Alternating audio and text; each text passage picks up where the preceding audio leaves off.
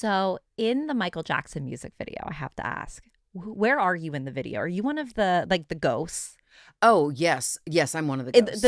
Ghosts. That was my first job in LA. That's so crazy. I was watching my first job. That's okay. One, how did you feel? Because that would be kind of intimidating for that to be your first job. That's like big deal. So Ghosts was it was hard because it was dirty. It was prosthetics. It was big, heavy costumes where they dust you down period and spray costumes. you with cobwebs, and which was hot glue.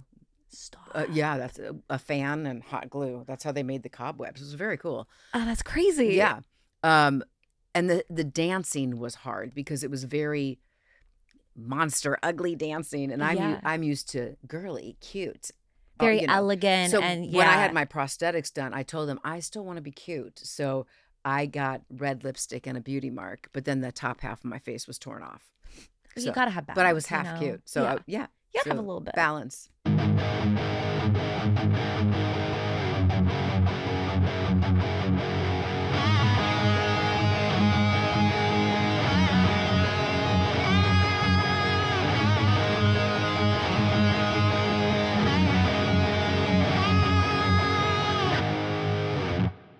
I was looking at your podcast that you have with Travis Payne, Mm-hmm. and I saw so I loved your intro video that you guys did. It looks like you're behind this cool background. I don't even remember what it is. Oh my gosh, it looks like.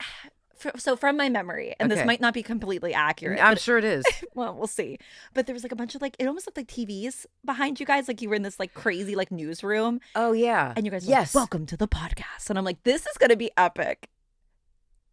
I loved it. I mean, you probably know more about our podcast than I do. Really? No, I just do things and I forget them immediately. That's fair. I just delete, and I move on. But yes, I do remember that. I think it was like green screen, basically. Yeah, I loved it. We were in Travis's basement. That's amazing. Yeah. I thought it was so great. His studio. He has a dance studio, which was great. We shot a lot of things there, and it was so fun. I love doing podcasts, especially with a partner like Travis. Who we talk so well together.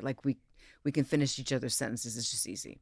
So when I observed you both, and I know it was a little bit of a stressful situation because you were both on the set of Shira's Operator music video. Yes. But just watching you two, you just had such natural chemistry, and you could tell you guys have known each other for a very long time. Travis and I knew each other since we were kids. Stop. Yeah, we were I don't even know, but let's say young teenagers. Okay. So how did you meet? Well, we were both in the dance world. We were, okay. Dancers, and but it's separate dance schools. Okay. But we would do certain professional jobs together as kids. That's crazy. So I think we met on a sports show for Head Sportswear. I don't even know if that brand is still around. I've never heard of that before in my life. Yeah. Or, Nike or Lecoq Sportif or one of those, those were all the big ones at the time. And so we would do those sports shows together, and that's how we met. That's wild. And Travis thought he would marry me, but then it didn't turn out that way. I'm really sorry that didn't work out. He liked my bob. He liked your bob. It was good. I feel like you need to give me a picture so we can put it in the podcast. I want to see the bob. Okay, I'll look for one. Okay. I've always had bangs. I love the bangs. But it was just shorter. You can rock a bang. I love that. Well, it's bangs or Botox, so it's your choice. Oh, you are right. Mm-hmm. You are right. Or a hat. Or a hat. I'm in between Botox right now, so honestly, that's why I have the hat on, and I didn't wash my hair. I got Botox once when I was 40. Okay, what did you think about it when you got it? It didn't work for me. What? No, I got it, and then it was like, okay, it's been 3 days. How come I don't And it didn't set? No, and I talked to the doctor, who was also a friend. Yeah. And he said, you know what? I think your body's just metabolizing it. And you're just, so I thought, I'm too cheap for this. I'm just going to have bangs. I mean, I love that. You're saving so much money. So much money. Honestly, your body's doing you a favor. Because you have to go every 3 to 6 months, And I didn't know that. Okay. Yeah. So when I first heard about Botox, I'm like, oh, you get it once. No. Or you get it once a year. I didn't realize it was every few months. You got to keep up with this stuff. And I'm like, it's too expensive. I was like, how do people afford this? I mean, you have to be rich to be that cute. You know what I mean? There is it's hard work. Looking good costs some money. And it hurts. Botox doesn't hurt that much, but it's uncomfortable. Yeah. For sure. And I would love to do lip injections or something, or same. the front, but I'm like, I don't, it's just too painful. It's weird. And then like, I feel like I should be in this like crazy, like official operating room. And they're like, okay, we'll sit on this chair and we're going to do it. Like, I don't know, like the setting's kind of different than like what you like, or at least what I imagined it would be like. Yeah. And the first time I got it and my forehead didn't move, I didn't realize like, that it was you just don't be know. Yeah. And like, I was like, I can't move my eyebrows. I'm like, this is so weird. Yeah, and I could. And I was like, that's not right. Good. That's not. You got to have the in-between. Right. You want a little, I'm like, I need a little bit of movement. Just just a touch. You need someone really good who knows how to do. But it probably, I imagine that you have to do it a few times before the doctor realizes exactly how much and where you need it. Right. And how your face like functions and moves. Yeah, absolutely. So like, a little less next time. A little more or whatever, right? I don't know. I think the first time. I'm acting like I know what I'm talking about. You're doing a great job. Listen, I knew I should have researched more before I did it. But I was like, you know what? It's fine. And then she just like, I think she over Botoxed me. And I'm like, I can't move my face. I can't imagine that you need Botox. I'll lift my hat for you when we're finished. Because if not, I will look like a squirrel for the rest of this because I'll never get my hair back like without like looking at it. Right. But like there's just this line. Like, you know how when you're like 11 start to form? Yes, that's why I got it. I used to just raise my one eyebrow a lot as a child just because I was always like just very confused or like feeling like I was being bamboozled. So I have a very strong line and it bothered me. Yeah. So I was like, I'll start there. And then my hairdresser back in Pennsylvania, she was doing my hair and she's like, oh, this is what my forehead used to look like before I got Botox. Wow. So then I had a complex about it for days. And I'm like, I guess I need Botox. So it's funny what people say to you, how it changes you. It changes everything because I just was blissfully going through life, didn't even thinking I needed it. Yeah, well, you don't realize things. We don't, or we realize too much. Like you look at yourself so differently than other people do. Yeah. Most people aren't even looking at you. No. That's what I've realized. Yeah. Or they like don't care. Yeah. And like with dancing, like, do you feel that way with your body? Like, do you feel like when you're like dancing or you're like working with someone, like, do you notice things you feel like that other people may not? Well, I think as a dancer, I'm so used to looking in the mirror and focusing on every little thing, and making sure things look right or the angle or, so as far as like your body being in shape, being thin, being taut, being whatever it is. I mean, back in the day, it was very important to be on the thinner side. Yeah. Now I think dancers come in all shapes, which is a great thing to see. It's a beautiful thing. But when I was growing up, it was important to be thin. And I was a thinner person anyway, so that was not terribly hard for me. Although, I was aware of the situation. Right, right. But yeah, as a dancer, I think you notice so much because you're visual. So everything, you're looking at everything. I look at everything in the mirror. I use the 10 times magnifying mirror. No, that's diabolical that you do that. I have to though. Like just to pluck do you like eyebrows. Look through your pores? Because like that would drive me insane. I'm not, the older I get, the better I get. And that's the truest statement I've ever heard in my life. I mean that I just don't care as much. Yeah. I want to look good. I work out actually almost every day. You look amazing. I want to look good. I dye my hair because I have gray hair, whatever. But I don't, like tomorrow I'm not washing my hair. Wherever I go, that's what it's going to be. Yeah. I'm not like, I don't know. I'm not like, I think when you're younger, you care so much if you have a pimple or if, you run to the bathroom in between classes to put your blush on or whatever it is, or your lip gloss. And when you get older, you're like, I'm getting ready in the morning and that's it for the day. I don't know. There's something nice about that. There is something really nice about it. I think the older I've gotten, like being in my 30s, I feel a little bit more comfortable just like leaving the house. Like now I feel like I look like a rat sometimes when I just crawl out of bed and it is what it is sometimes. Yeah. You know what I mean? Yeah. Especially when I'm just like walking the dogs casually. But like I grew up with a mom that was like, you have to do your makeup every day. You have to do your hair every day. You've got to put a pair of pants on. My mom, I mean, I had surgery and she put blush on me before I woke up. Yes, she did. Yes, she did. That's so crazy. Yes. She needs a little bit of color, a little bit of something. Always. I didn't get breakfast in the morning. I mean, starting with kindergarten, if I didn't have my blush on. So you wear blush since kindergarten? Yes. That's wild. Most people like aren't allowed to wear makeup. My mom made me wear makeup. She did. That's crazy. My mom is very cool with it. Like, I didn't have to wear it that young, but like, I feel like at a younger age, like, in like 5th, 6th grade. She just wanted me to be cute. It was not like fake lashes or anything, but she wasn't like a little blush. She wasn't like contouring you before you walked out the door. No. But I'm used to having makeup on. Yeah. You know, like in the morning I wake up and leisurely, but you know, I put my face on. That's what. Put your face on, do a little That's something, what the girls something. in the South say. So you're from Minnesota, right? Well, I was born in Minnesota. Okay, born in Minnesota. And lived there until I was 8, I think. But then Okay. I pretty much grew up in Atlanta, which is where I met Travis. Oh, okay. Yeah. I was wondering where the connection was. So I was like, I wonder if she grew up in Minnesota. Yeah, not really. Like most of my schooling, 2nd grade and on, was Atlanta. Atlanta, and then you went to Florida. Then I went to Florida State, yes. What a wild jump. Well, Florida State was wild. I feel like that would be crazy. We wore little bra tops and hot pants. We thought we were so sexy. Yes, girl. It's so funny. Like the dress codes are so different in different states. Yeah. You know what I mean? It is. You go to different places and you're like, oh. I would go home to Atlanta for you know, Christmas or something and think, oh my God, everyone's so preppy here. Mm-hmm. You know, and I was so cool because I went to Florida State and we were wearing hot pants and bra tops, which now I look back and I think, slutty. I mean, you know, promiscuous of me. I mean, what did we, you know, yeah, it's just funny. That's wild. Yeah. I feel like that's such a jump because Florida is such a crazy place and I love it. But like Florida is a crazy place. It's just crazy. Yeah. So I went to Florida State and then I ended up staying, well, came home for a second. And then I was in Orlando for maybe 3 years. Okay. Working at Disney World. So I was in Florida for like, what did you do at Disney World? I was a dancer. That's great. It was like not my first professional job, but like full time. It was a full-time job. Okay.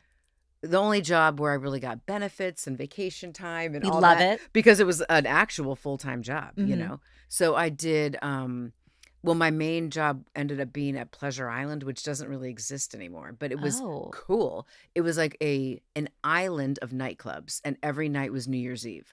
So, yeah. So at midnight, fireworks, big show, you know, it was really fun. It was more MTV, you know, it was more hot pants and bra tops. Yeah. So, you know, that sounds it suited me. fun. It sounds like quite your vibe at the time. Right. But then other than that, I would do different shows around Disney, like, you know, like the Can and, you know, all the more Disney kind of things. Did you ever have to dress up? Or were you just always... Oh, like a character? Yeah. No. So you just always like were in costume? I was a dancer, yeah. Yeah, in different shows around Disney. Like we did the Barbie show and I was the Hawaiian Barbie. And that's the best Barbie. It was the best Barbie. I didn't even know there was a Hawaiian Barbie, but I had the cutest costume. I did. That's so fun. Yeah. I feel like it'd be such a great time, like being at Disney. It was so fun. I learned how to wear wigs and lashes, and I learned how to do lifts there, you know, partnering. Like I didn't learn that so much growing up at the school I was at. So I learned a lot. I always say Disney was my paid college. I love that. Like I learned so much there, you know, and I got paid. So that was cool. And that's a great time in your life to experience it too. You can kind of have fun. It's like your first real job. Because you're I mean, learning. you're young. It's definitely a younger job, you know, people in their young 20s and all that. So it was a great place to start. Oh, that's incredible. And then you made your way out to LA. Did Travis bring you to LA? Is that how this? Well, kind of. Okay. What happened was his partner at the time, a working partner, choreography partner, was Lavelle Smith. And he had come to one of our shows at Pleasure Island at Disney and saw me and also the person I was dating at the time and offered us a job. Did he know you? Like beforehand? I didn't know Lavelle, really. Okay. I mean, I didn't really know him, but I think, you know, because Travis, I'm sure Travis had something to do with it. He just wasn't there in person. He's like, she's there. She's at Pleasure Island. I don't know, but, you know. Go see her shake it. We'll have to call Travis later. I don't know. But yeah, I kind of want to know. But Lavelle was there. And so, you know, maybe Lavelle said something to Travis and Travis was like, oh, my God, you know.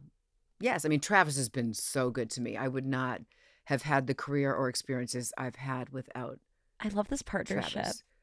You can just tell there's so much love between the two of you. Yeah, it's very easy. We love and really adore and respect each other. And we don't really even have to talk that much. We just kind of know. You're so connected. Well, because we've worked together for so long. Yeah.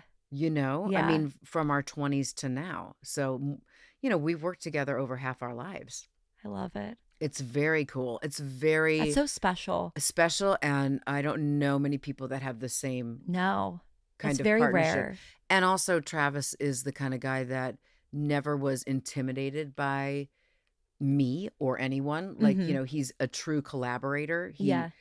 Some people, it needs to be theirs or their idea or he's very easy like that. And I think that takes a lot of courage and, knowing yourself and knowing that you're enough.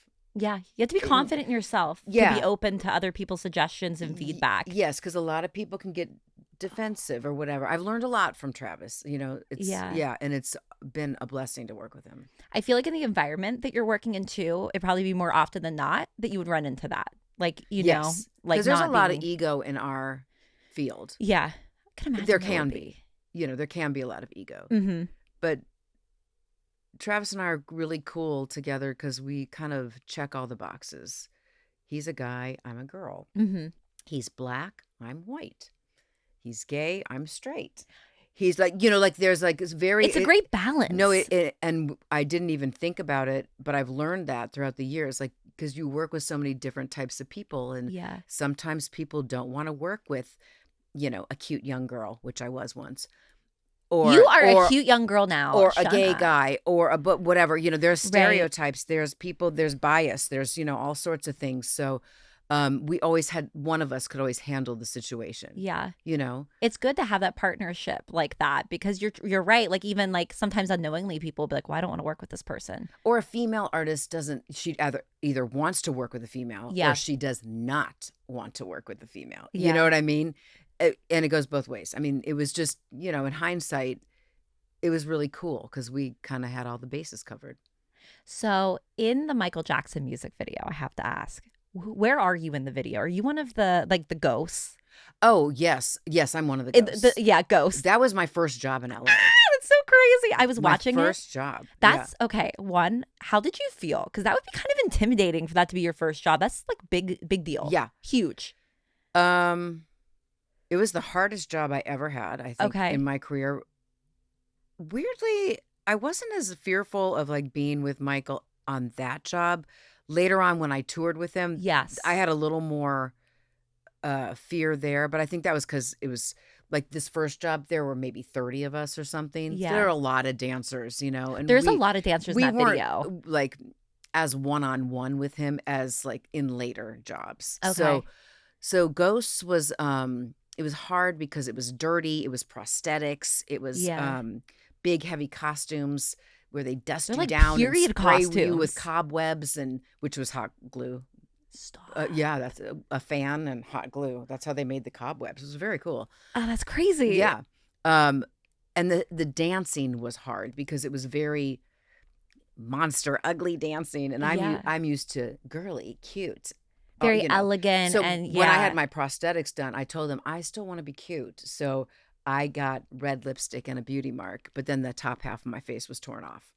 You gotta have balance. But I was half cute. So you gotta have a little bit. Balance. It's all about balance. A little touch of cuteness. Yes. That's so crazy. No Botox, but like when half of your face is ripped off, it's fine. It doesn't really matter. You don't need it. You don't need it. It's okay. Maybe that's the secret. I don't know.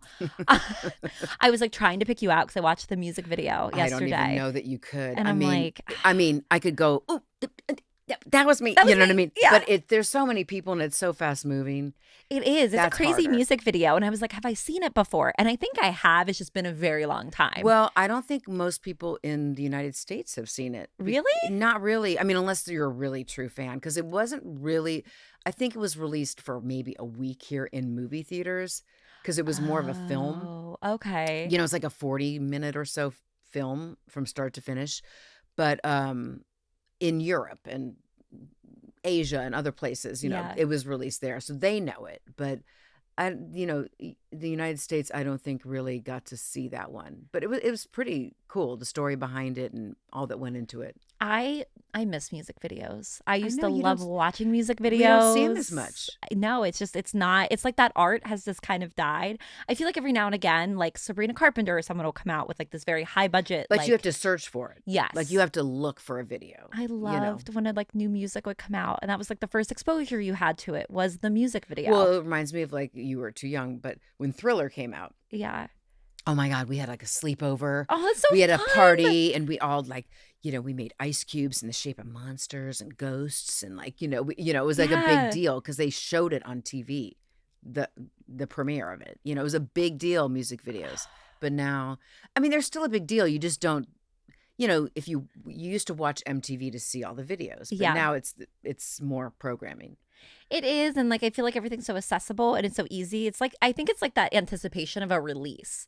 Like you all kind of wait together to experience it at the same time. Right. And it's just, I don't know. I feel like it's different. It's kind of lost now. that a little bit. Yeah. But yeah, things have changed a lot, especially in the music industry. I can imagine because you've been in it for so long. Yeah. Like what are like some of the biggest changes you've seen?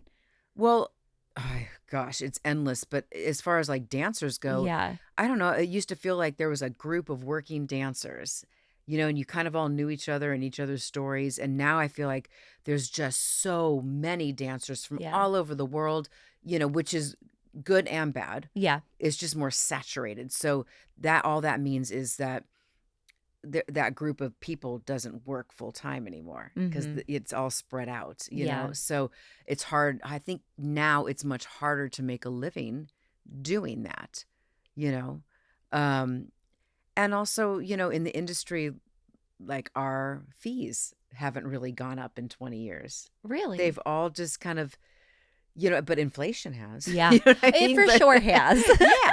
But, so because our industry's it's gotten more and more difficult. You used to have record companies and you'd put out an album, and some people still do, but it's not. It's not, it's more like just hits, just a song. Yeah. Here and there, right? Yeah. It's less about that. So, I used to fly first class. Now, no one does anymore. You know what I mean? It's just a whole different thing now. Yeah. Great in some ways, but much harder and more difficult in others. Yeah, I can imagine it would probably be, especially if like it has grown that much. Yeah. And that changes the market. And like with TV and film, people may or may not know, like just with the SAG-AFTRA strike and COVID and all the, like it really hurt the TV and film industry. So there's not as much work. We thought after the strike, oh my gosh, we're going to be so busy. Yeah. Because they haven't shot anything for however long. So long. Yeah. But the opposite happened. So it's just, I'm always thankful to work. Yeah, absolutely. Yes. Absolutely. It is such a gift to it's be such able a gift to do what you love. I'm sure you feel the same. Exactly. I really do. Yeah. I love this. Yeah. So I really enjoy doing it. You're good at it. Thank you. Yeah. I appreciate that. So let's talk about, I want to know about tour life. Oh, it's great. So you were on tour for like what, a year? Is that how long the tour ran? On and off. Like we did have a break here and there, but like were you in a bus? Like what was it like? Both. So so we did have tour buses. That'd be so fun. Which I loved because everybody had their own bunk. Like the dancers had their own bus. So there were 6 dancers. It's like a sleepover. It was like a sleepover. Yeah. Well, I loved it because sometimes we would fly, but if you fly, you have to go to the airport, you have to wait, then you get on the plane, and then you fly, and then you get off, and you have to get your luggage. You know what I mean? Whereas when you get on the bus, we would do the show. After the show, we'd get on the bus. Everyone would have sandwiches or pizza or beer or whatever, we'd watch movies, and we'd just go to sleep, and we'd wake up in the next place. I love that. So it was so easy and fun. Right. I thought the bus was way cooler. I feel like it'd be a little more relaxing. Yeah. It's and like then you can go to taxing. bed whenever you want. Yeah. And close your curtain, whatever. You're like, good night. It was, but that kind of touring with Michael was top notch. So we didn't have to do anything. Like we all we had to do is push our bag out of our hotel room. By a certain time, they would pick the bags up, check them, pick them up. They would be delivered to our room in the next city, and we never, like now tours, you do a show Monday, Tuesday, Wednesday, and you're traveling in between. It's really rough. It'd be hard. We didn't do that at all. Okay. We would do, like 2 or 3 shows in someplace in Germany. And then we'd get on the bus and go somewhere else and have a day off. And then we'd have another day off. And then we'd do 2 more shows. And then we'd have a day off. And then we go to the next city. And then we'd have a day off. And, I don't think we did more than 3 shows a week. Where now artists, they do like so many, at least 6 a week, I would say. I don't know how you would keep up with like your body and your mind, like you keep up with that. I don't know when you would poop. That's such a good point. It's such a good point because you'd be so stressed out. No, and also because when you get on the bus at night, you know, go to sleep and wake up and you're still on the bus and you can't poop on buses. Oh, that is the cardinal rule. I do know that. I've never been on tour, but I do know that. You can pee. There's a bathroom, but you can't poop. Okay, that's fair. So, because I went on one, there was a week I did the American Idol tour a long, long time ago, and I went with them for the first week, and it was kind of like that, like an everyday thing. And I thought, and you only go to the hotel for like 4 or 5 hours. That's like kind of low-key pointless. And then it's like, well, my body is not used to till that. you wind down, like you're not even sleeping. You're hitting no REM. Or you sleep on the bus, but then you get there at like 8 in the morning. So then you get to go to the hotel, but then you have to check out by 2 because you have to go back to the next venue, and then you do it all over again. It's really hard. That part is hard. Yeah, that would be difficult. Yes, that's not a life I would lead. No, constipation is not good. No, I don't think I would be a happy camper if I was constipated every day. No. All the fine points you're bringing up. I know. It's important. Those are things you have to think about when you're on tour. Because pooping is important. It is important. I've always said if I poop in the morning and if I'm tired at night, so I sleep good, it's a good day. That's all you need. Poop, tired. Yep, that's poop, it. Tired. Yep. That's a win. I'm easy. We just need small wins, yes. I'm very laid back. As I say that, my husband's laughing. Like if he heard me say I'm Would he be LOLing at home? And he'd be like, absolutely not, Stacy. He would laugh. I think I'm very laid back, but nobody that knows me does. I think you're very laid back. I'm going to put it on the record here right now. I think you're very smart. Thank you so much. I know what to do. I know what to say. Yes. No, but I thought that when I first met you because we bonded over, I think you had this like little fan when I first met you. And I'm like, girl, you are the smartest person in this room. Because I was dying. I was lucky. So that set was so hot. It was in the summer and there was no air conditioning in that building. There was not. It was so hot, and I am a little claustrophobic because of ghosts. Because when I had when they made the prosthetics, they put the like cement all over my face and around my nose, ears, around my mouth. And then when they did around the nose, I inhaled it. No. And it sealed my face. So I started going like this because I couldn't breathe. Yes. And they opened it up and I lived. But ever since that, I've been claustrophobic. Yeah, that makes sense. So heat or airplanes or even being on the tour bus and closing the curtain, I have to leave it open. I have to be able to get out, Yeah. Those kind of things affect me. So I'm saying this because we were talking about what? Oh shit! What were we talking about? Because I actually had a thought because when you started talking about that, I read online. Oh, the fan. The fan. Okay, yes, but we'll go back. Finish. I was reading that Jim Carrey like almost quit The Grinch because I just read that too. Yes, because of all the like the prosthetics and everything and the hours. It's very hard. He had to be like trained and like. I guess like from being an outsider and never experiencing that, like even from what you're saying, it sounds scary, but I've just never experienced it. Yeah. So I wouldn't think that would be an issue. I think if you're not claustrophobic, I think it would, it's tedious, but it would be fun. But if you are claustrophobic, having something like some of those ghouls had their like mouths sewn shut, not the real mouth, but the prosthetic mouth sewn shut. I couldn't handle that. That would be a lot. But that's why. So I need the fan. air. Yeah. It's a little bit of menopause and a little bit of claustrophobia. Wow. Okay. Because we have hot flashes at a certain point. You'll learn this. Can't wait. But so I happen to have this fan in my car. Oh, that's perfect. Because of other reasons, like to go to the gym. I don't like to sweat. I like to ride the bike. You're not a hot Pilates gal? The fan. No. I need air. Yeah. I don't need to sweat. I just, I'm working out. I don't would need to sweat. Low-key love to see you in that setting for 5 seconds because I feel you'd be like, we're done here. I ride the bike for 30 minutes. Look at you. Yes, on like 11 to 14. Like, I mean, I do it every day. But I have my fan on. I love it. I have my towel under my shirt in the back. I just feel like you probably have the cutest little outfit. And I read my magazine. I do. And my glasses and my underwear always match my outfit. Oh, I love that. Yes. Oh, I wish I was on that level of coordination. Yeah. I don't know what's going on under here right now. Okay. I mean, you may not even have anything under there, but I do have light pants on. So God bless anybody if I see, if I'm walking on the street today. We won't tell. Okay. Yeah. But so the fan was in my car when we were on that set. And I thought, oh my gosh, I don't know if I'm going to be able to do this, to stay here because I was really hot. And I thought, this is tricky for me. Yeah. And then I remembered I had that in the car and I went, it saved my life. You guys, it's like one of those. It's perfect. It looks like It looks like kind of like headphones, right? Yes. But you wear it around your neck. Yes. And then out of the top of it, it blows cool air. It was, I had my own air conditioner, that whole shoot. That's the best purchase I've ever seen in my life. If you got it on Amazon, please send me the link. I got it for free from a friend in Japan because the Japanese are the smartest. They really are. Yeah. They have the finger on the pulse of what everybody needs. Well, they are all into that comfort and, And it looks so sleek, too. Like you said, it looks like headphones because that's what I thought it was at first. It looks like plastic headphones. And I'm like, I love that because it's not some big contraption that's like around your face or that you have to carry. I was pleasant that whole evening. You looked so happy. Because I was cool. I think you had some M&Ms. You were like, I'm living my best life. Peanut M&Ms. Yeah, those are my favorite. They're mine, too. Mm-hmm. They're good. They're so good. Yes, I can't eat too many or I get too.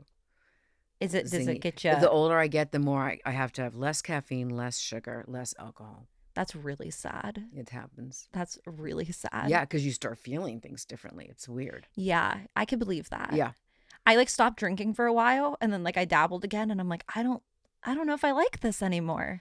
I used to eat chocolate cake in the middle of the night. It's another long story, but that sounds like a long story I might need to hear. Well, the story was the short end of the story would be that I had chocolate cake in my refrigerator one day and I was sleeping and, I had a very bad habit of like in the middle of the night, I'd wake up and I'd have to pee, but I wouldn't get up because I just, I didn't want to get up. You're so comfortable. But then, so I had to pee in the middle of the night and I thought, I have chocolate cake in the fridge. So I peed and then I went to the refrigerator, had a little chocolate cake. That's such a treat. Went to bed, back to bed. And I thought, now this is something. This is good. The best time to eat chocolate cake or any dessert is when you're starving in the middle of the night, not after dinner. No, when you're really hungry and can appreciate it. Mm-hmm. So from that moment on, I started making chocolate bundt cakes. I would cut them up, freeze them in individual, slices. And then every night in the middle of the night when I had to pee, for about 15 or 16 years, I did this. I'd get up.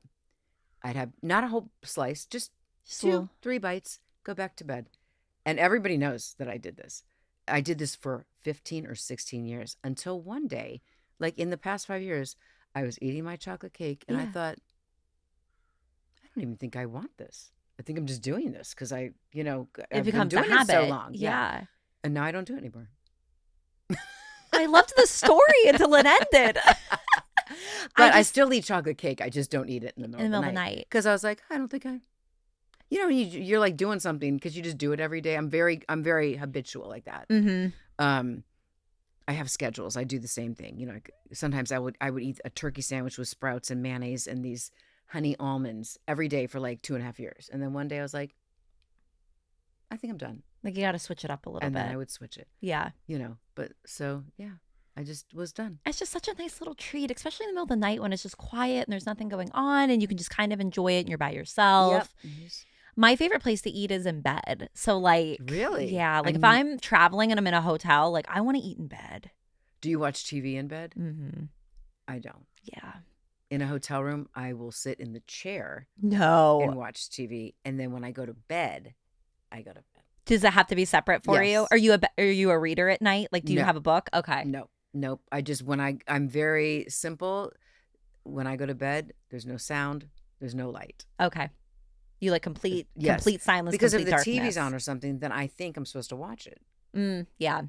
Some people like my mom or my husband in a perfect world would like to go to bed with the TV on. That's how my brothers always were. But I can't do that because then I think I'm supposed to watch it. Yeah. So then I don't sleep. It's very loud and chaotic. And I'm like the light too. The light would bother me. Like I can't. I don't fall asleep to it. But I do. I just love to sit in bed. Huh. With like, a little takeout, watch a little movie. Yeah. It's just, I don't know. There's something about it. No, I mean, it sounds very comforting and cozy. But yeah. Yeah, I don't. You're like, I don't do it. I have my rules. You're like, I will do chocolate cake in the middle of the night. However, I will be sitting in this chair. Yes. I don't do chocolate cake in the bed. Oh, okay. Only at the refrigerator. Okay. So it's that quick. Oh, so you're not even very sitting efficient. down. No, very efficient. In and out. No, because it's like, get up, pee, bites, bed. One eye's open. Because you don't want to like fully wake up. Yeah. Okay. All right. Yeah. I think I'm on board here. Okay. I honestly might try this. If you try it, I'm going to let you know. If you need any pointers, okay. I will let you know. But I recommend refrigerating your chocolate cake. Okay. It makes it moister. Okay. All right. I'm definitely going to do the chocolate cake. I'm in. Okay. I'm sold. So I don't have to twist my arm on a chocolate No, cake. you should try it. Absolutely not. Good. So did you have interactions with Michael Jackson at all? Yes. I mean, What was he like? I would not say we were friends Yeah. necessarily because he was very private. You know, when we did Ghosts, I don't think I had any Yeah. private interactions with him. You know, he would talk to us. He's very sweet and kind, very appreciative of everyone's talents. Like, couldn't be nicer.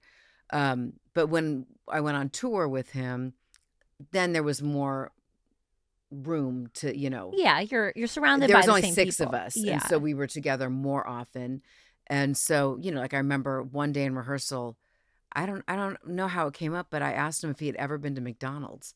And he said, no. What? And I was like, oh my gosh, you have to go. Like, you Yes. at least have to go. So You have to can say you experience went. it. Yes.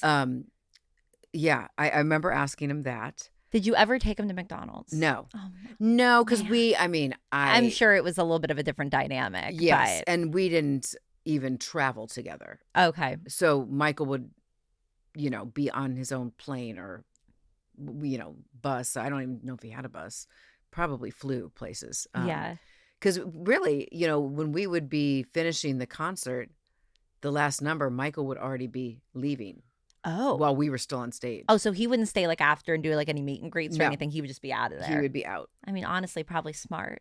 Yeah, To get the heck I out of think there. someone of that stature, you know, Yeah, you probably can't linger. no, because you do get trapped with all that traffic, and you know, so we would still, you know, we would do our last number, and then we'd come back on for bows and everything, but he would be gone. He'd be like, "See ya. Yep. I'm out of here." So then he could safely get away while, you know, everyone was still there. That's which is very good. smart. I'm just someone that's always been so interested by the logistics of like tours and like how Yeah. they work and like all because there's so many people that bring Yes. these like shows on and together and Oh, it it's takes just so interesting. it takes. Well, that's why it was bittersweet, although kind of nice that when we did This Is It, Michael's final was to be his final shows in London.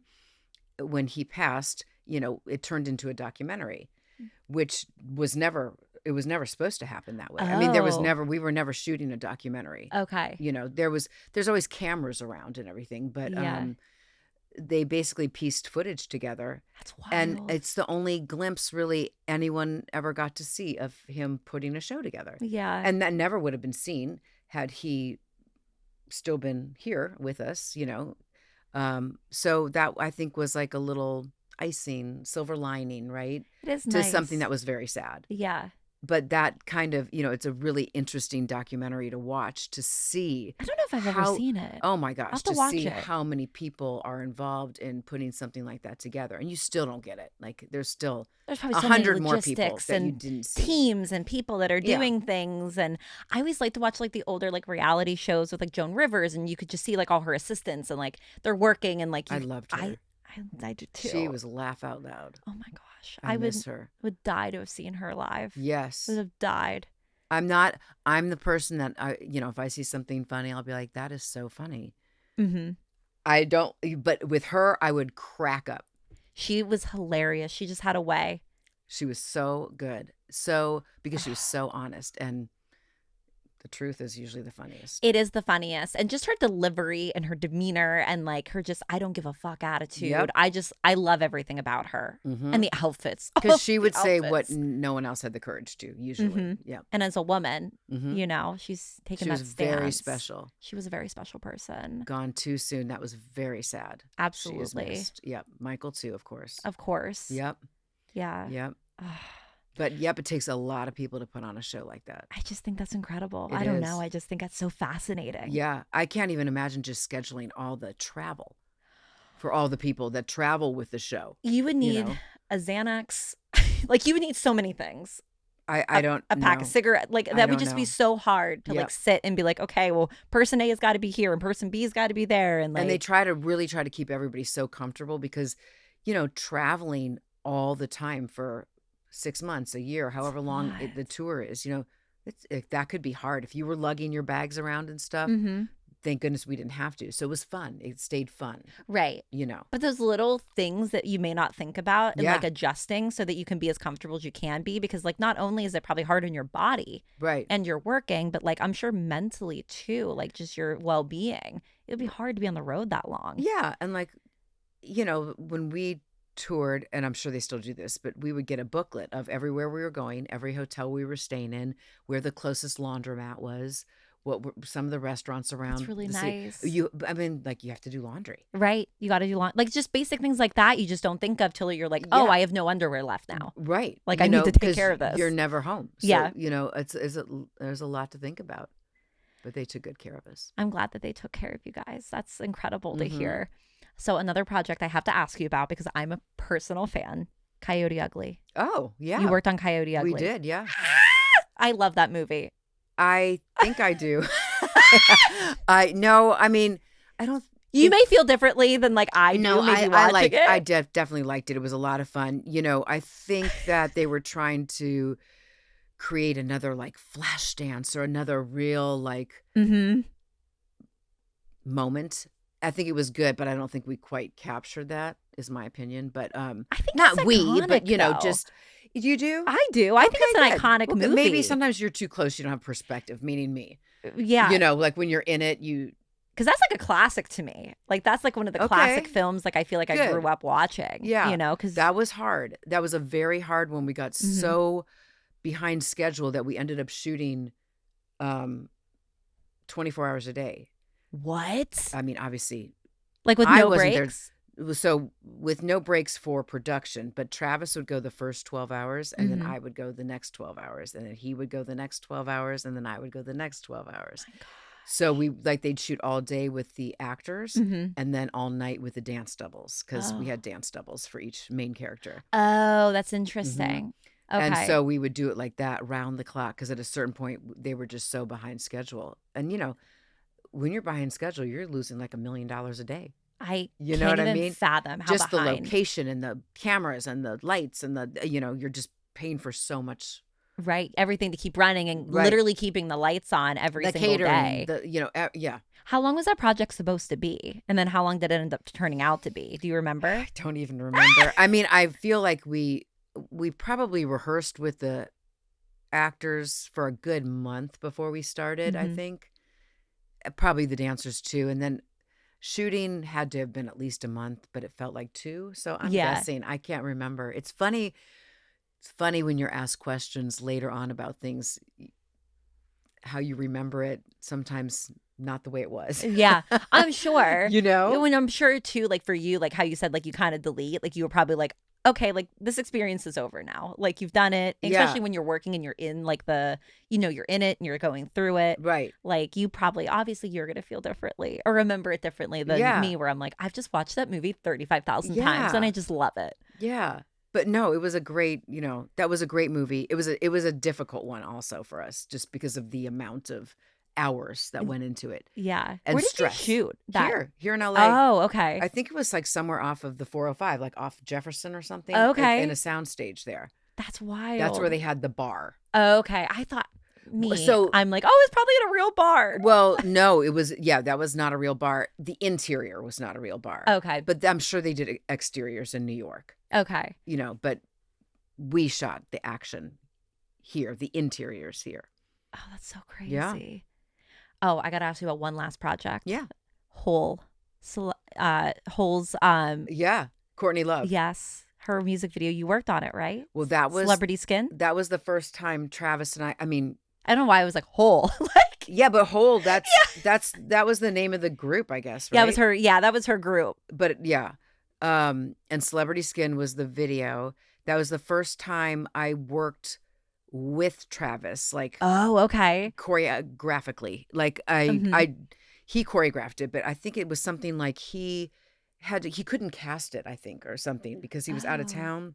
Okay. So his manager at the time maybe suggested, see if Stacy can do it. Yeah. And so I think I held the casting and then I worked with him on the Okay. video. So that was the first time we worked together like that. And then it went pretty well. So we just kept doing it.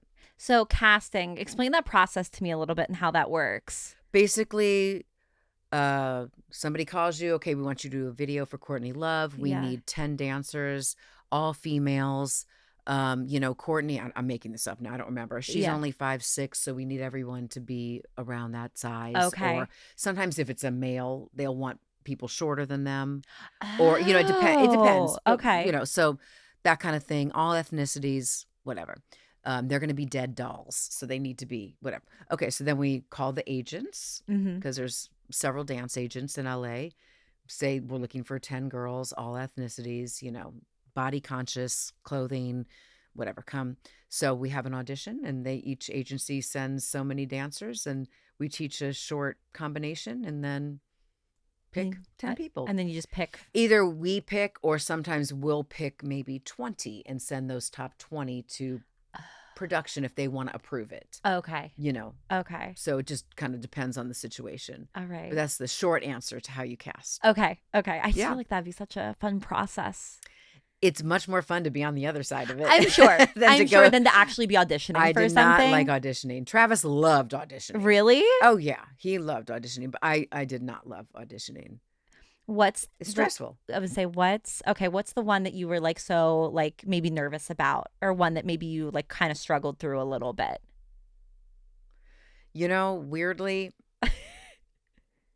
I did go to auditions, but all my big jobs, especially all 3 Michael Jackson jobs, I never auditioned for. That's incredible. So I don't really have that story. But did that make you more nervous? Yes. Okay. Because I never proved myself. Mm-hmm. So I remember getting cast for the History Tour with Michael Jackson, which is actually the last tour he did. Yeah. And I thought, I was so excited. And then I thought, oh no. Do they think I can do this? Mm-hmm. Because see, if you audition for something and they pick you and it doesn't go well, it's their fault. Right. I auditioned, you picked me. But if they just say, hey, will you do this? Yeah. And then you suck. And then they're like, it's ooh. like, I don't know. I felt more pressure that way. But I also appreciated it so much. I mean, it is amazing that you didn't have to go through the process and like have, the anxieties and like working yourself through it. So like there is that positive there. But I get it. Like it's almost that imposter syndrome where like you don't have that confidence to say, well, I earned this. Right. Even though you earned it in a different way. In a different way, because I guess you were earned so it good before. That they were like, okay, we want her. Yes. Or I will say yes, and also okay. I think I've had such great luck and success in my field, not because I was the best dancer, because I was also the person that showed up on time and always delivered and was pretty nice to be around and thought ahead and was helpful. And you know what I mean? I think that goes a long way. It goes much, much longer than you think. Yeah. I've always said, an audition can get you a job, but your work ethic will get you a career. Because you find in this business, a lot of times people are only comfortable working with people they know. Yeah. Because it's too scary to go choreograph this thing for Janet Jackson and bring in someone new. What if they act inappropriately? What if they are an hour late? What if that cannot happen with a star, right? Right. I mean, so and time is money. So that kind of stuff is really important. So, everyone here is good enough to do the job. Yeah. Jobs aren't that hard usually. But, it comes down to being the right height, being the right size, being the right ethnicity, having a good work ethic. There's so many other things that come into play than just talent. Talent's definitely one of them, but right. But there's so many other factors. There's so many other factors that are going into it. And you realize that once you get on the other side of the table and start casting, sometimes it's like, oh my God, that guy reminds me of my ex. No. Oh, and it's that simple. And then, that happens. Yeah, that's so funny. Yep. So, that's so funny. They say don't take it personally, and you really shouldn't, but you still do. But it's hard. It's probably hard not to in a sense, but I feel like you probably do so many, like as a person that would audition, that maybe you start to get desensitized from it. One would hope. I would hope so, but I don't know that I don't think I'd be emotionally strong enough to handle it. Well, also, it's like, this is how you make a living. So it's not only do you want the job, you need the job because your rent is due, Right. So. And it ain't cheap here. No, it is not cheap here. I don't know how people do it. I mean, I'm so grateful somehow I've been able to do it. But yeah. Whew, It can be difficult. It can definitely be challenging. It is very expensive to live here. Mm-hmm. Yep. It is. But it's worth it. I love it. I don't think I'll ever leave. It's like once you're here and you're experiencing it and all, like there is to do and offer, and there's constantly stuff going on, and like and the weather. I love our winter. Oh, me too. It's so beautiful. I love seeing the sun. I didn't get to see the sun in Pennsylvania. Yeah. I love to see the sun. Yeah, and no snow. I mean, rain is our snow. You know, when it rains, it's like everything shuts down. Everything shuts down. Yeah. Everyone's inside. They're like, absolutely not. We cannot handle this. This is too much. I know. What's the most LA thing that you do? Oh, I am so not LA. Really? Like, no. There's not one thing that's like kind of extra I've never, that you do? Okay, so I'm going to change this question. Okay. To how un-LA I am. All right. Okay. I love this. I've never had a manicure or pedicure in my life. I cut my own hair. I dye my own hair. I just until recently have always cleaned my own house. But now we do have someone that comes in once a month because it's a thing with my husband and I, because he's not a cleaner, and I refuse to not. I can't be the only one doing it. It's nice to have that burden. It's too much. Yeah. So he does. You know, he pays for that once a month. I do the other 3 weeks. That's how we. That's nice. That's how like I that. stay sane. But that's not a bougie thing. It's just a.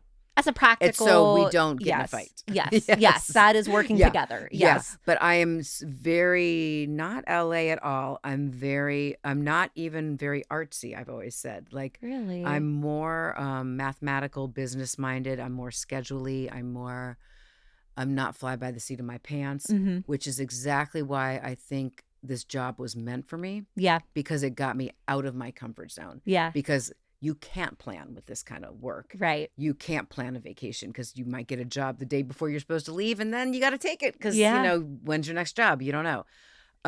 So I've always laughed about that. It's so not my personality to be here or do this, but it's worked out great for me because I think I kind of come from a different mentality that's worked in my favor. Yeah, absolutely. You know, I feel like creatives tend to be a little bit more personality, like B type, just a little bit more laid back, like just kind of roll with the punches, like maybe not so like type A in certain senses. And you sound like you're very just diligent, organized. I'm much more type A. Yeah. I have learned that I am creative just in different ways than I thought. You are creative, yes. It's it's been a fun experience, and it's been exactly what I needed because really, innately, I'm a very shy, quiet person. Like after a job, Travis knows. I don't even say goodbye. I'm just out. You just dip. I don't go to the party.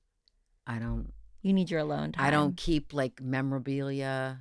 I don't, you know. You don't take a little trinket with you on your way out as a memento. I have a few things, but like even Michael Jackson stuff. Like I gave away my tour jacket to like a big fan because I knew it'd mean more to him. Like, I didn't need to wear it. You know, I was there. I have my own memorabilia in my head. You have the memories of it. You know what I mean? So I'm funny like that. So I can't think of one way that I'm LA, except that I do like designer clothes. Okay, so we've got something. I do like designer clothes. I don't buy them as much as I used to. Yeah.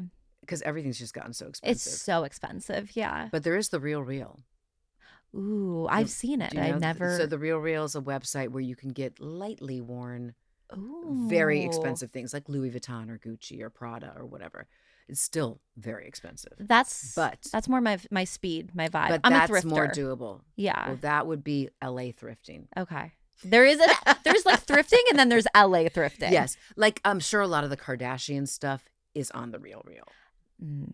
You know, a lot of celebrities will wear things once. Right. And then it goes to the Real Real. I love it.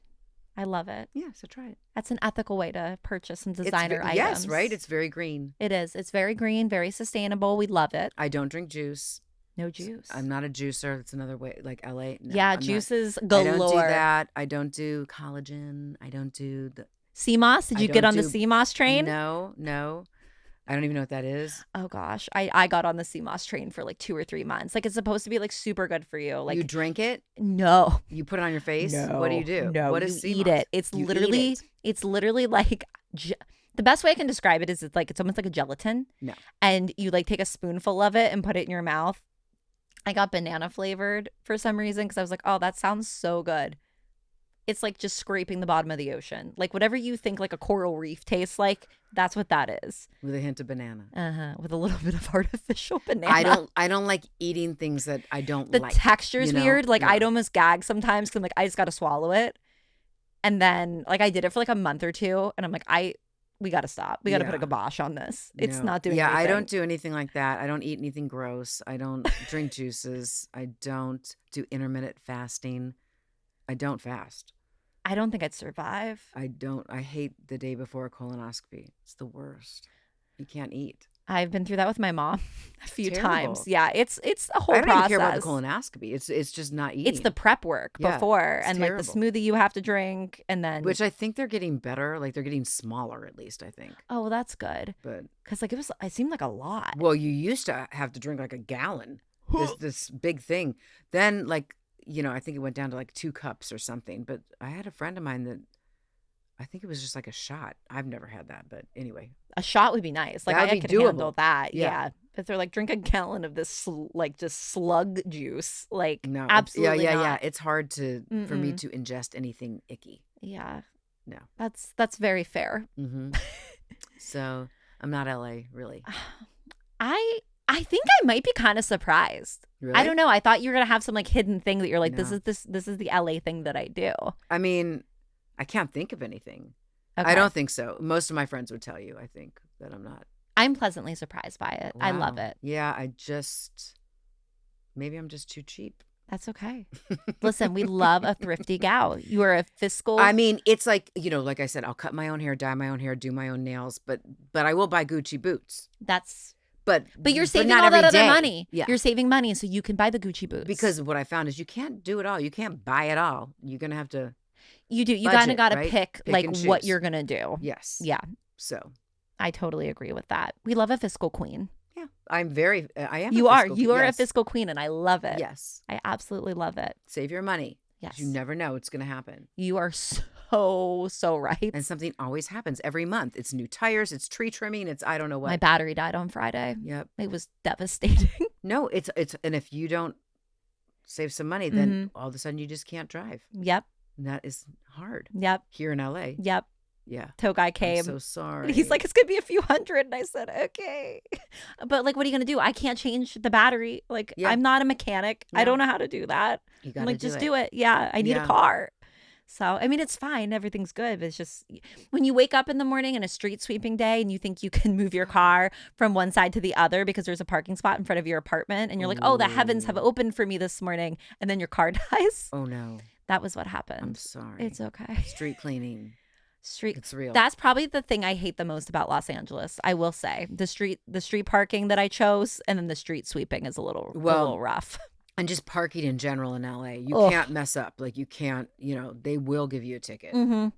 People are like, are they really going to give you? Yes, they are going to give you a ticket. Yes, they are. One time I took a spin class. I was actively running because I saw the guy giving me a ticket. And I'm like, I'm so sorry. I'm new here. Like, I'm trying to learn the rules here because, like, there's just signs and lines and, like, you have to figure it out. And he did. He took pity on me. Oh, good. He was so nice. I'm going to say that next time. Yeah, just be like, I don't live here.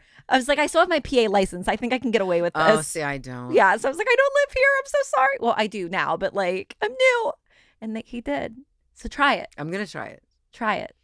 That's good. Yeah. I'm going to leave here knowing something that I didn't know. Yeah. Just keep some droppers, too. If you need to do a little artificial tear, you'll be ready to rock and roll. I've cried many a times to police officers. Good. Good work. Yeah. Sometimes you just got to pull it out. Maybe I could be an actress.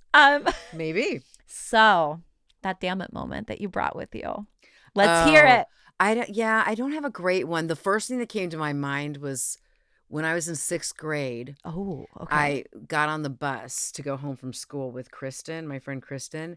And then this guy got on and they were talking. I was like, oh my God, they look exactly alike. I was like, is this your brother? And she said, no, it's my sister. It was horrible. I was so embarrassed. I felt so bad. But she had short hair and I just thought it was her and brother. You just were like, oh my gosh, like it's terrible. It's that's a hard one to come back from. Yeah. And then one time more recently than 6th grade, I was at Ralph's, which is a shopping like a grocery store here. Yeah. And I saw a friend and I was like, oh my God, hi. And then I realized this is not my friend. This is Cuba Gooding Jr. Because, sometimes you just run into famous people and you think that like, you don't, you're not thinking it's a famous person. You're just like, oh, I know that guy. And I never know who I'm talking to. I'm always like, I forget names. Have you met him before? Like, no. Oh God.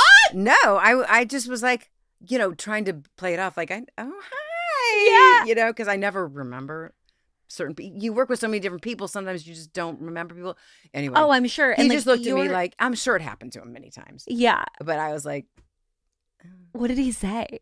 Was hi. he just like. He said, hi. Like, hey. And then I think I just kept walking. You just took your cart and you're just like, I just kept walking. I'm just going to walk out the door. Yeah. But I don't have any like poop in my pants stories.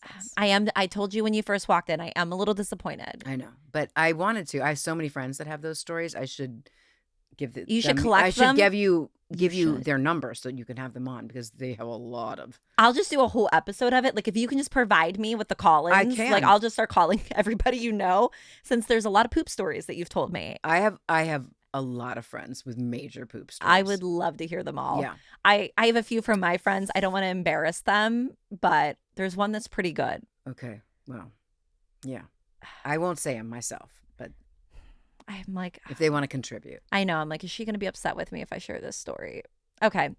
She listens to the podcast, but if I don't disclose who she is, no one's ever going to know. Right. And then you'll really know if she listens. I know. And then if she texts me and she goes. Because if you don't say anything to her, then she's going to know you're not listening. I know. And she does tell me she listens because she will be like, oh, I really like that like last guest. And I'm like, you're a true friend. Like she's one of my like friends that like does listen every week. And I'm like, thank you. This is a true friend. Yeah, that's really good. I know. And I really appreciate that. Most of like my friends are like, oh, I saw you had this person on. Right. Because it's a lot. I mean, and it takes time. It takes time. And like, I do this every week and like, I get it.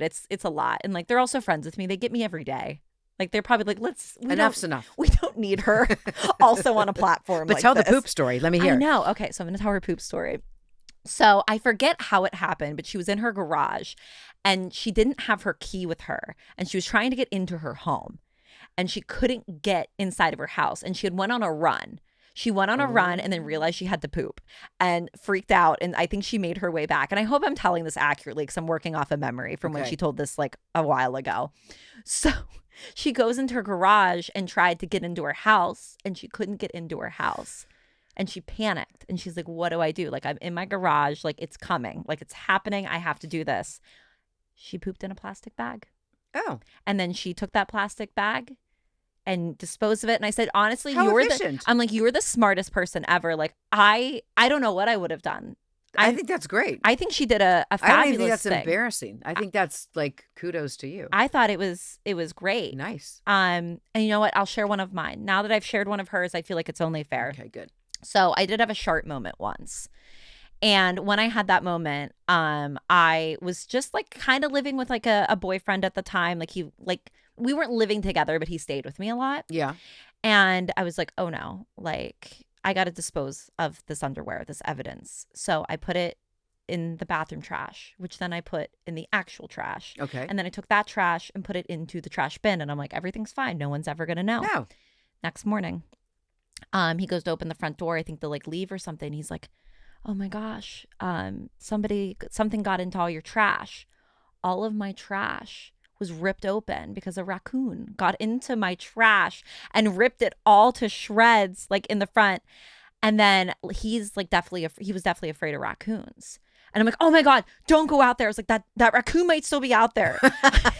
So I was like, I'll get it. It's fine.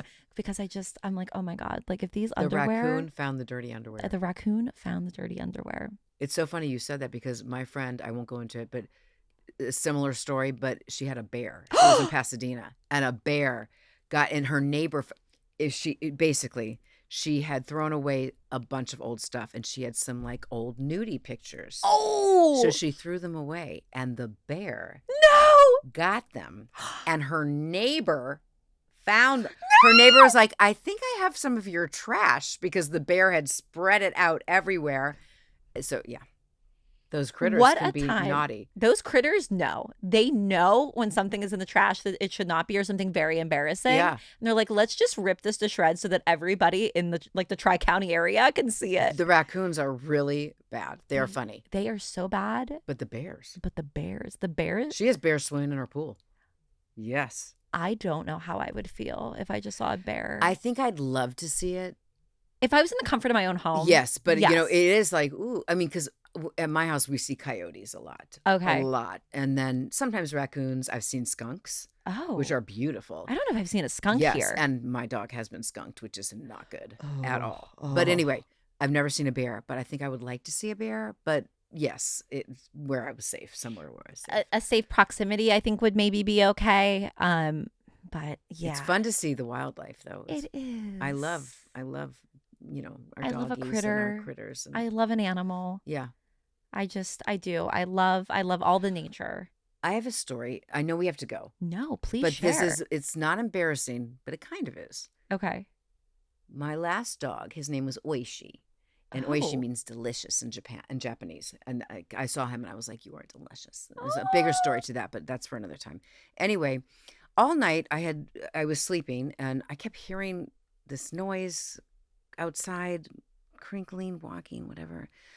And so in the morning, I would always open my front. I live in the hill, so my front yard is the yard for the dog. Okay. And so I would open my front door, crack it like this big so he could go out and go potty, and I'd go back to bed.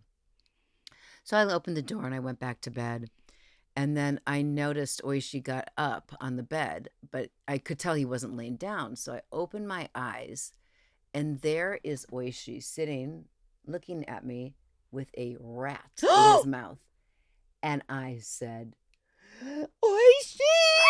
And he put it down on my chest. No. It was dead, but it was warm. It was, you guys, this whole critter must have been walking around outside, like on the walkway all night. And it must have come in, he got it. And he must have, and it was warm. I had a rat. I woke up to a gift from my dog. How sweet. And he was so upset with me that I was so not happy with it. Right, he did that I did for you. apologize to him after because I understood, like he was trying to bring me something, but that was an experience. I can't believe I forgot to tell you that. Oh my gosh. Yeah, it's a good one to end on. That is a great Dammit moment to end on. Oh my gosh. I know. I had to wash all the bedding. I might have set the house on fire. I know. After that happened. Well, then I rolled and then I got out of the bed and I went and got a poop bag. And I mean, because I had to pick up the rat. I know. Then you have to like dispose of the body. And then I felt bad because I put it in a bag and I put it in a trash can. Did you play like a song for it? No, but I did feel bad about it. But I mean, because I like all the creatures, but not on my chest in bed. Mm-mm. Oh, warm. Have a great day. Yeah, you are a strong woman. I think that's a great way to end the podcast. I don't know how more perfectly we could top it. I don't think that we could top it. Thank you, Oishi. Thank you, Oishi. We really appreciate that you providing this material for us. Let everyone know where they can find you. That is the funniest question. Stop. Because is that funnier than your LA thing? Because this is how you know I'm so not LA. I don't know where you can find me. I mean, you can find me. Okay, I will say to you, you're very hard to research. Oh. Yes. Okay. Because I'm just like, oh, she probably has like a website and she's got this and she's I got don't a do Twitter. Any of that. Because I usually do deep dive. I think I'm Stacy Alexis Walker. I think on Instagram. Yeah, because we're friends on Insta. And I think it's just Stacy Walker on Facebook. Okay. Okay. Stacy without an E. You're not doing TikTok? What do you do? I don't do TikTok. You're not doing dances on TikTok? No, my sister begs me. She's a big, you should. She's a huge BTS fan. She always wants me to do, dances with her on TikTok. Yeah, you should.